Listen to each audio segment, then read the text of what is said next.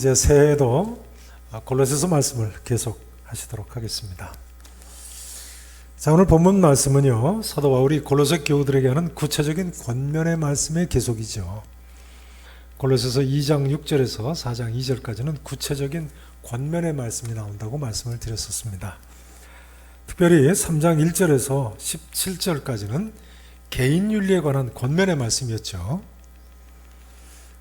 예를 들자면 위의 것을 생각하고 땅의 것을 생각하지 말라. 또 옛사람과 그 행위를 벗어버리고 새 사람을 입으라. 전부 개인적인 권면의 말씀들입니다. 이제 그 다음 3장 18절부터 21절 오늘 본문 말씀은 가정윤리가 나옵니다. 가정윤리, 특별히 전반부 18절 19절은 부부간의 윤리죠. 그리고 후반부 20절에서 21절은 부모와 자녀 간의 윤리가 나옵니다. 자, 오늘의 본문의 이 말씀은요, 에베소서 5장 22절 이하를 보면 같은 내용이 더 자세하게 길게 나와 있습니다. 그 부분 에베소서 5장 말씀은 조금 이따 보시도록 하고요. 먼저 골로새서 4장 16절 말씀을 보시겠습니다. 골로새서 4장 16절 말씀. 자, 제가 봉독을 드리겠습니다. 4장 16절 보시면요, 이 편지를, 그러니까 골로새서 편지를 말이죠, 너희에게서 읽은 후에 어디 교회도 읽게 하라고요? 라오디게아인의 교회에서도 읽게 하고 또 그 라오디게아로부터 오는 편지를 너희도 읽어라 합니다. 라오디게아 성은 골로새 성 근처에 있습니다. 여기서 한 김포강 정도, 그 정도 떨어져 있습니다. 멀지 않죠. 그러니까 오늘 이 가정윤리에 관한 가르침도요, 골로새 교회나 에베소 교회나 라오디게아 교회뿐만이 아니라 사실은 모든 시대의 모든 교회 성도들의 가정에 주는 공통적인 하나님의 권면의 말씀인 것입니다. 모든 가정에 주는 하나님의 권면의 말씀이세요.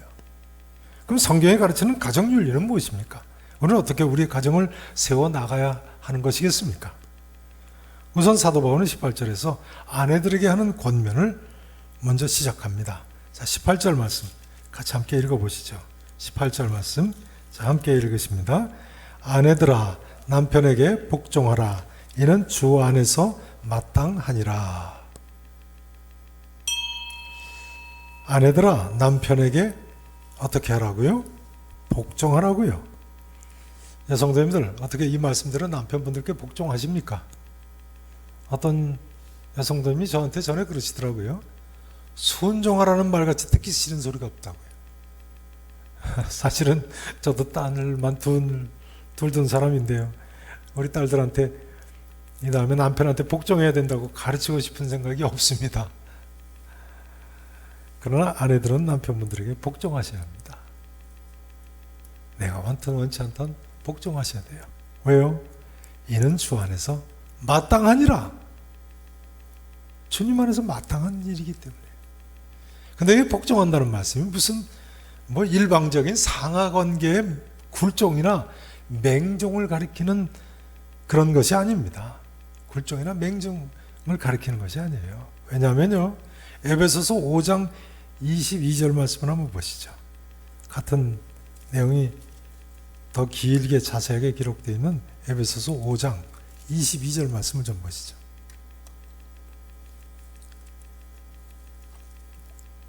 (22절) 제가 봉독을 드리겠습니다. 보세요.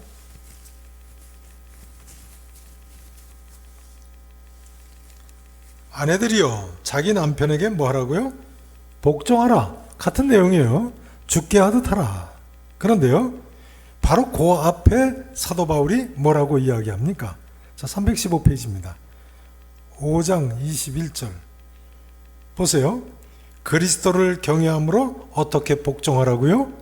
어떻게 복종하라고요? 피차 복종하라. 그러니까 아내들에게 남편에게 복종하라 하는 가르침의 전제가 뭐예요? 피차 복종하라니까요.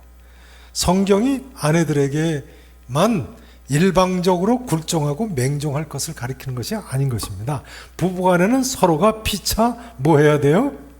상대방의 뜻에 복종해야 한다는 것이 전제예요. 그리고 나서 아내들에게 자기 남편에게 복종하라고 가르치는 거예요. 그럼 왜 사도 바울이 아내들에게 이처럼 특별히 복종하라고 가르쳤을까요? 그 이유는 이렇습니다. 고대 그리스 로마 시대에는 아내를 남편의 소유물같이 여겼습니다. 아내는 오직 남편에게 항상 절대 복종할 수밖에 없었습니다. 오죽하면 플라톤이 세상 떠나면서 남자로 태어난 것을 감사하다고 했겠습니까? 플라톤이 이 세상 떠나기 전에 자기 일생을 돌아볼 때 세 가지가 감사하다고 했습니다. 첫째는 여자로 태어나지 않고 남자로 태어난 것이 감사하다. 두 번째는요, 야만인이나 짐승으로 태어나지 않고 헬라인으로 태어난 것이 감사하다고 그랬어요. 헬라 철학에 대한 자부심이죠. 세 번째는 소크라테스와 동시대에 태어난 것을 감사하다고 그랬어요. 소크라테스는 플라톤의 스승이니까 그런 스승을 만난 거 감사하다고 그랬어요.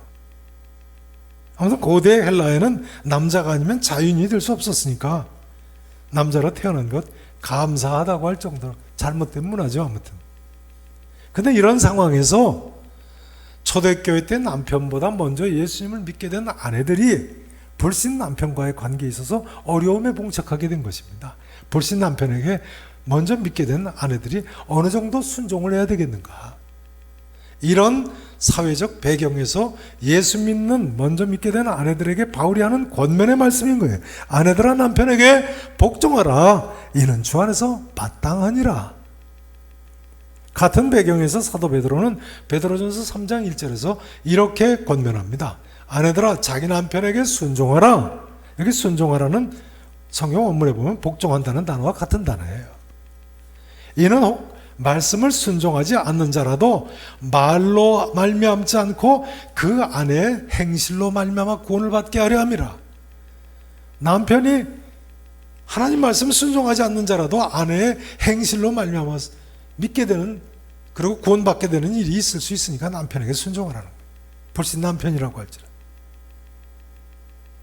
아내가 남편에게 순종하면 남편 예수 믿게 하기가 그만큼 더 쉽다는 거예요. 틀림없는 이야기죠. 그러니까 여러분 특별히 아내 되시는 분들 남편분들에게 복종해야 되는 것입니다.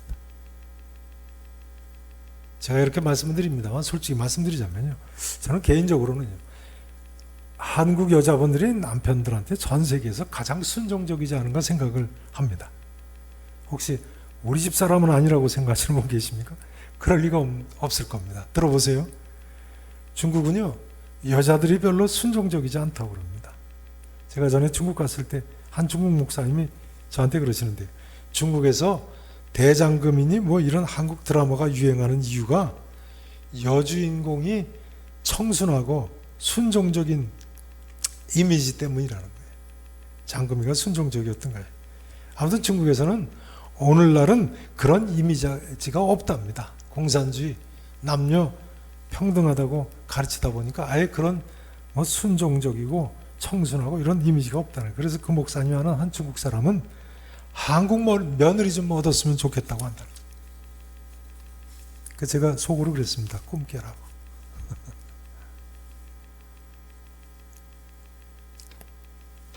터키 그리스에 가봐도요, 아내들이 남편한테 그렇게 순종적이지 않다고 그러더라고요. 이스라엘 가정에서는요, 뭐 서구 가정이 대부분 그렇습니다만 이스라엘 가정에서는 심지어 아내 친구들이 집에 놀러 오면 남편들이 차를 대접한다는 말을 들었습니다. 아내 친구들이 집에 오면 남편들이 차를 끓여서 타낸다는 거예요. 제가 저희 집사람 친구가 저희 집에 오면 차를 타낸 적이 있을까요? 없을까요? 있을까요? 없을까요? 혹시 우리 남편은 차를 타낼 사람이다 하시면 특별 감사를 좀 하셔야 됩니다. 그런데 이스라엘에서는 그런다는 거예요. 그러고 보면 우리 한국 여자분들이 아마 세계에서 가장 순종을 잘하는 아내들인 것 같습니다. 근데 중요한 것은요, 여성분들은 아십니까?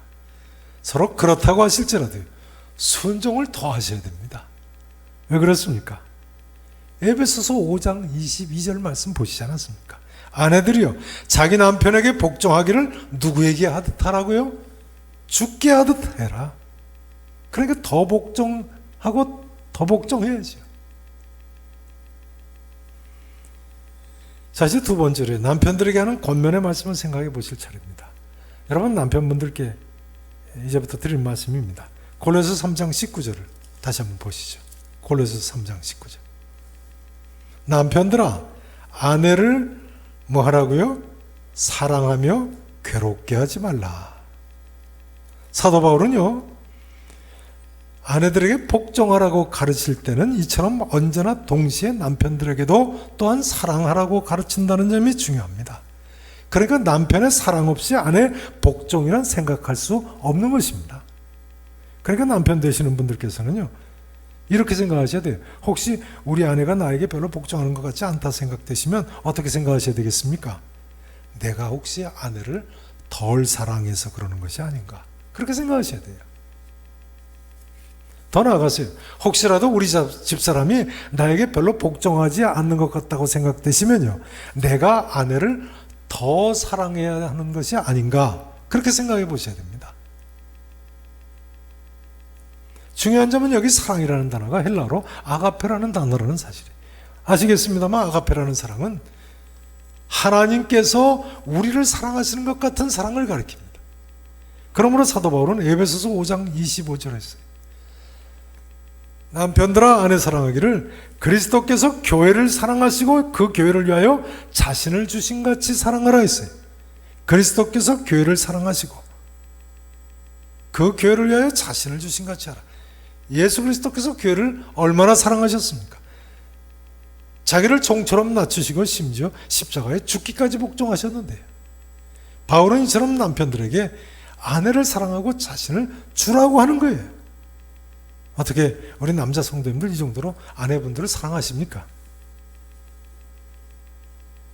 사도 바울은요, 사랑은 오래 참고, 사랑은 온유하며 시기하지 아니하며, 사랑은 자랑하지 아니하며 교만하지 아니하며 무례히 행치 아니하며 자기의 유익을 구하지 아니하며 성내지 아니하며 모든 것을 참으며 모든 것을 견디느니라 했습니다. 이 고린도전서 13장의 사랑도 바로 헬라어로 아가페의 사랑이죠.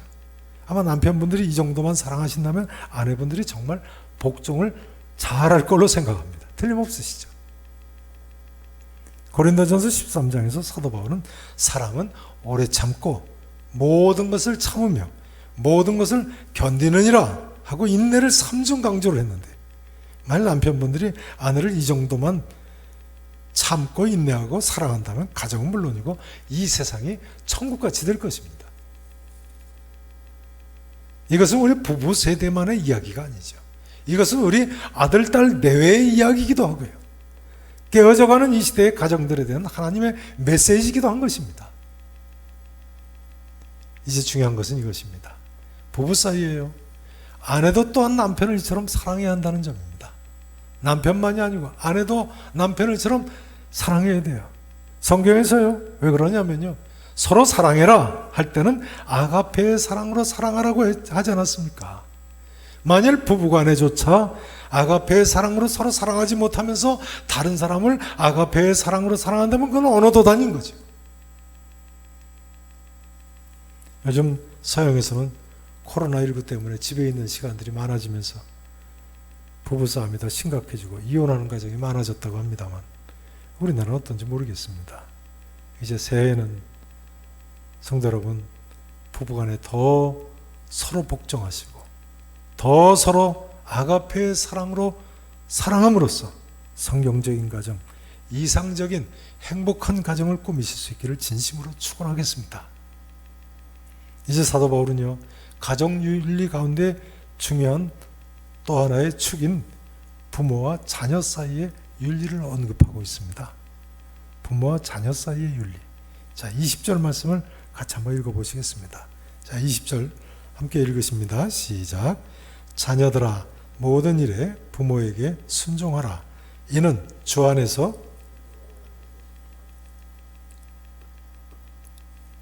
자녀들아 모든 일에 부모에게 순종하라 할 때는 말씀하시는데요. 여기 순종하라는 단어는 18절에 아내들아 남편에게 복종해라 할 때 복종한다는 단어하고 우리말로는 뭐 거의 의미가 같습니다만 헬라어 원문상으로는 순종하라가 복종하라보다 더 강한 뜻이라고 합니다. 더 강한 뜻이래요. 순종하라. 게다가 사도 바울은 자녀들에게 모든 일에 부모에게 순종하라고 가르치죠.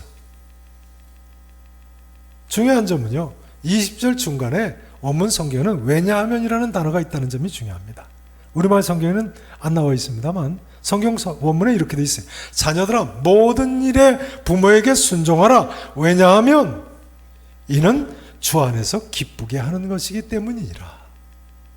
그러니까 자녀들이 모든 일에 부모에게 순종해야 하는 이유가 무엇입니까? 자녀의 순종이 주님을 기쁘시게 해드리는 것이기 때문이에요. 우리 모두는 하나님을 기쁘시게 해야 하는 사람들입니다. 그러기 위해서 우리가 뭘 해야 되겠습니까? 각 가정에서 함께 예배드리는 우리 자녀분들 한번 대답해 보세요. 우리는 하나님을 기쁘시게 하기 원하는 사람들인데 또 기쁘시게 해야 할 사람들인데 그러기 위해서 우리가 뭘 해야 되겠어요? 부모님께 순종해야 됩니다. 그래야 하나님께서 기뻐하시는 거예요. 그러나 여러분 어떻게 생각하십니까? 오늘날 날이 갈수록 이런 효도와는 더 거리가 멀어지는 것 같습니다. 안타깝게도. 예전에 우리나라의 대표적인 자녀용 교육책이었던 명심보감이라는 책에 보면요, 이런 내용이 있습니다. 아버지께서 부르시면, 누가 부르면요? 아버지가 부르시면 머뭇거리지 말고 속히 대답하고 음식이 입에 있거든 즉시 뱉어내고 대답할 것이라. 그런 내용이 있어요. 근데 이 말씀은 공자님 말씀을 인용한 것입니다. 한자로 이렇습니다. 부명소이시거든 유의불락하고 식재구 즉 토진이라. 부명소 유의불락 식재구 즉 토지다. 아버지께서 부르시면 머뭇거리지 말고 속히 대답하고 음식이 입에 있거든 즉시 뱉어내고 대답할 것이다. 아무튼 예전 동양에서는 부모님들이 자녀들에게 이 정도까지 순종을 가르쳤어요. 글쎄요, 너무 옛날 이야기라고 생각하십니까? 근데 제 생각에는요, 요즘에는 어른이 부를 때 애들이 입에 있는 음식 뱉고 대답하는 것이 아니라 애들이 부를 때 어른이 입에 있는 음식 뱉고 달려가는 시대가 되지 않았는가 싶습니다. 그러나 성도는요, 세상은 어떻게 변하든 간에 분명히 이렇게 가르쳐야 합니다. 모든 일에 부모에게 순종하라. 왜냐하면 이것이 주님을 기쁘시게 하는 것이기 때문이라. 여러분, 이 말씀은 천지는 변해도 1.1도 변함이 없는 진리의 말씀입니다. 성도 여러분, 부모님께 효도하지 않으면요, 절대로 하나님을 기쁘시게 해드릴 수 없습니다. 우리 계산의 모든 가정, 각 가정의 자녀분들은요, 부모님께 꼭 이처럼 모든 일에 순종하셔서 하나님을 참으로 기쁘시게 해드리기를 다시 한번 축원하겠습니다. 이제 바울의 마지막으로 권면의 말씀은 부모된 이들에게 하는 권면입니다. 21절 말씀을 같이 읽어보시죠. 21절 함께 읽으십니다. 아비들아 너희 자녀를 낙심할까 함이라. 아멘. 아비들아 너희 자녀를 어떻게 하지 말라고요? 노엽게 하지 마라. 왜요? 낙심할까 함이라. 그러니까 부모는 절대로 자녀들을 노엽게 하고 낙심하게 하면 안 되는 거예요. 특별히 아버님들께 이 말씀을 드리지 않을 수 없습니다. 우리가 자녀들을 지나치게 꾸짖으면 안 되겠어요. 보세요. 부모 한번 여쭤보겠습니다. 지금 이 귀절에서요, 부모들아 그랬습니까? 아니면 아비들아 그랬습니까? 부모들아 그랬습니까? 아비들아 그랬습니까? 아비들아 그랬죠. 그러니까 자녀들을 노엽게 하고 낙심하게 하는 일, 어머니들에게 많습니까? 아버지들에게 많습니까? 각 가정의 아빠들 한번 속으로 대답해 보세요. 자녀들이 엄마들 때문에 노엽게 되고 낙심하는 일은 별로 없는 것 같습니다. 그런데요, 성경은 참 놀라운 책입니다. 어떤 면에서 그런가 하면요, 부모에게 교훈을 한다는 점에서 그렇습니다. 누구에게 교훈한다고요? 부모에게요. 이 세상에 어떤 윤리 도덕책도 자녀들에게 교훈을 하지 부모에게 교훈하는 책은 없다는 거예요.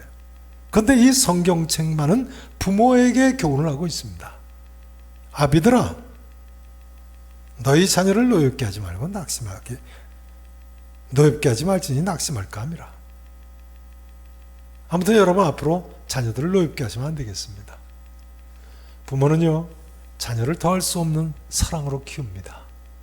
낳고 기르고 교육하기 위해서 혼신의 힘을 쏟고, 자녀의 성공이고 내 성공이고, 자녀의 행복이고 내 행복이라고 여기면서 키웁니다. 자녀의 슬픔이고 내 슬픔이고, 자녀가 아프면 차라리 내가 아팠으면 좋겠다고 생각하면서 키웁니다. 그러나 그럼에도 불구하고 자녀가 분노할 수 있고 낙심할 수 있네요. 어떤 경우겠습니까? 어떤 경우겠습니까? 부모가 이처럼 자녀를 사랑하니까요. 부모가 자기 속마음과 달리 자녀를 잘못 대한 경우겠습니다. 그러니까 이런 이야기가 됩니다. 부모는 자녀를 속마음만이 아니라 양육 방법까지도 하나님의 방법으로 키워야 한다. 다시 한번 강조를 드리고 싶습니다. 부모는 자녀를 속마음만이 아니라 양육 방법까지도 하나님 방법으로 키워야 한다. 그렇습니다. 그래서 에베소서 6장 4절에서 사도 바울은 이렇게 이야기했습니다. 아비들아, 너희 자녀를 노엽게 하지 말고 오직 주의 교훈과 훈계로 양육하라. 무엇으로 양육하라고요? 따라서 하실까요? 오직 주의 교훈과 주의 훈계로 양육하라. 사랑하시는 성도 여러분, 지금까지 자녀를 어떻게 키우셨습니까? 영원 불변의 진리인 이 하나님 말씀으로 키우시기를 진심으로 축원합니다. 이제 말씀 전가를 마치기를 원합니다. 코로나19로 인해서 가정의 소중함을 어느 때보다도 더 뼈저리게 느끼는 요즘인데요. 오늘 본문이 보여주고 있는 이 가정윤리는 시대와 상황을 초월한 만고의 대진리입니다. 아내는 남편에게 복종해야 되고, 남편은 아내를 이처럼 주님처럼 사랑해야 되고, 이건 죄진 인생들에게 너무나도 필요한 가르침입니다. 창세기 3장 16절을 보면요, 죄진 하와에게 하나님께서 뭐라고 말씀하십니까? 너는 남편을 원하고, 여기 원하는 것을 전에는 사모하고 있죠. 너는 남편을 사모하고, 같은 뜻입니다. 남편은 너를 다스릴 것이니라. 그러니까요, 아내는 남편을 사모하는 사람이니까 남편이 당연히 사랑해야죠. 또 남편은 아내를 다스려야 하는 사람이니까 아내는 남편에게 복종을 해야죠. 부모 자식 간의 관계는 어떻습니까? 죄 지은 이후 하나님께서는 하와에게 이렇게 말씀하셨습니다. 네가 수고를 하고 자식을 낳을 것이라. 부모님들이 수고해서 낳은 자녀니까 자녀는 부모에게 순종해야죠. 게다가 부모님들 입장에서는요, 그처럼 수고하고 낳을 뿐만 아니라 평생의 얼굴에 땀을 흘리면서 키운 자녀들인데 자녀들이 분노하고 낙심하게 해서야 되겠습니까?